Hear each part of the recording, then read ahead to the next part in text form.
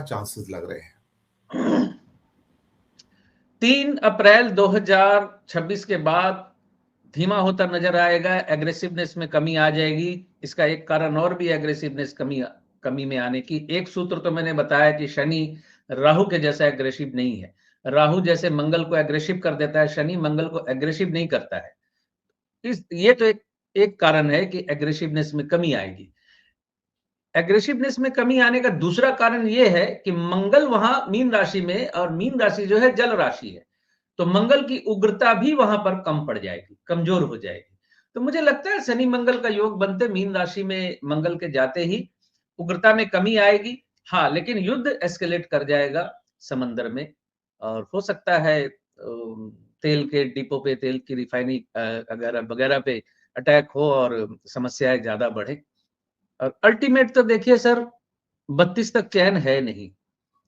धीरे धीरे धीरे धीरे चीजें बिगड़नी है, बदलनी है, सिविल वार्स होने हैं, कईयों का तख्ता उलटना है, बहुत कुछ होने वाला है। जबकि समझदार शासक नहीं बैठे हुए हैं, इसका खामियाजा जनता को हमें भोगना पड़ रहा है। महंगाई का दाना अब सर चढ़कर बोलना शुरू हो गया, पूरी दुनिया पे बोल रहा है। तेल गैस से तो हमारी जिंदगी जुड़ी हुई है और 6,000 प्रोडक्ट उससे बनते हैं। कीमतें तो बढ़नी शुरू हो गई हैं। एक्सपोर्ट्स डाउन है, इंपोर्ट्स भी डाउन है, स्टॉक मार्केट डाउन है। रुपया ऑलमोस्ट 94 टचिंग है, 94 की और 95 पे जा रहा है। कोई भी चीज ऐसी नहीं जो कहीं पे आशाजनक हो।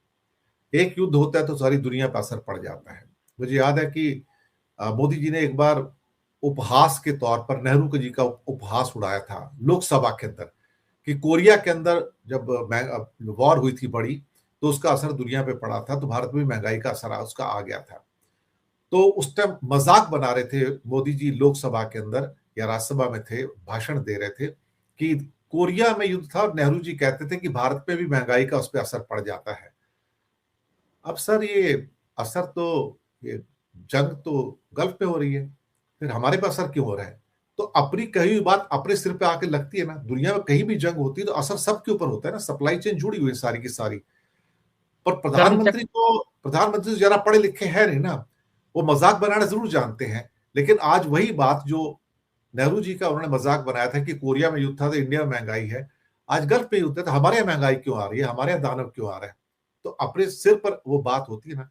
लेकिन महंगाई का दानव आ रहा है और पेट्रोल डीजल की कीमतें बढ़नी शुरू हो गई हैं। इंडिया में प्रीमियम पेट्रोल की कीमत बढ़ गई है, इंडस्ट्रियल डीजल की कीमत 22 रुपए पर लीटर बढ़ा दी है और बाकी बढ़ने जा रहे हैं। चुनाव के चक्कर में रुके पड़े हैं, कब तक रुक पाएंगे पता नहीं।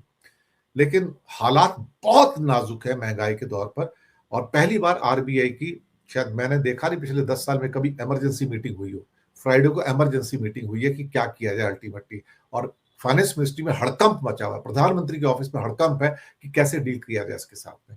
इसके ऊपर एक मैं विस्तारित टिप्पणी चाहूंगा, जिसमें मोदी की कुंडली भी आएगी और भारत की कुंडली भी आएगी और महंगाई भी है सर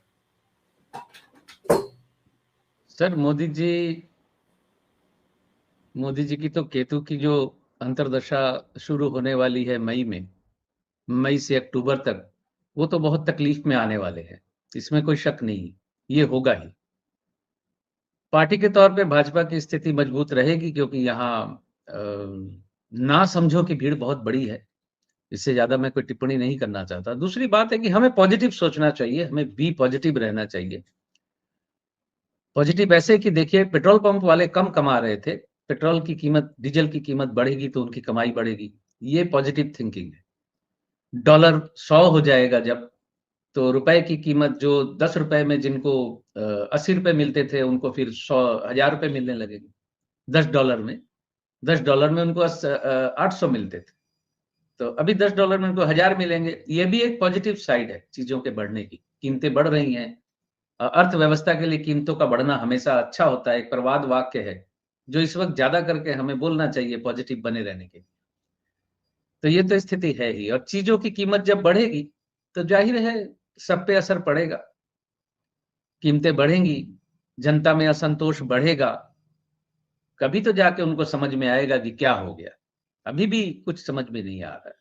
सोशल मीडिया पे तो कमेंट ही करने का मन नहीं करता, ऐसी स्थिति है। लोगों के कमेंट पढ़ता हूं क्योंकि माइंडसेट को समझने की कोशिश करता हूं।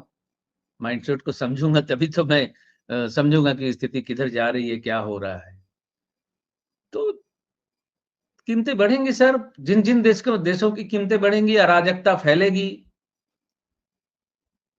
लास्ट वीक में बोल चुका कि आने वाले वक्त में सिविल वार अवेटेड है, तो होनी 28 तक, 27 के अंत से 28 की शुरुआत में, 6 महीने के अंदर 28 में बहुत से देशों में ये स्थिति बनेगी, अराजकता फैलेगी बहुत से देशों के अंदर। क्योंकि ये आपने बिल्कुल सही बात कही, ग्लोबलाइजेशन का जमाना है, हम एक दूसरे से जुड़े हुए हैं हर चीज में। कहीं भी कोई कान टानेगा तो सर चला ही जाएगा उसके साथ।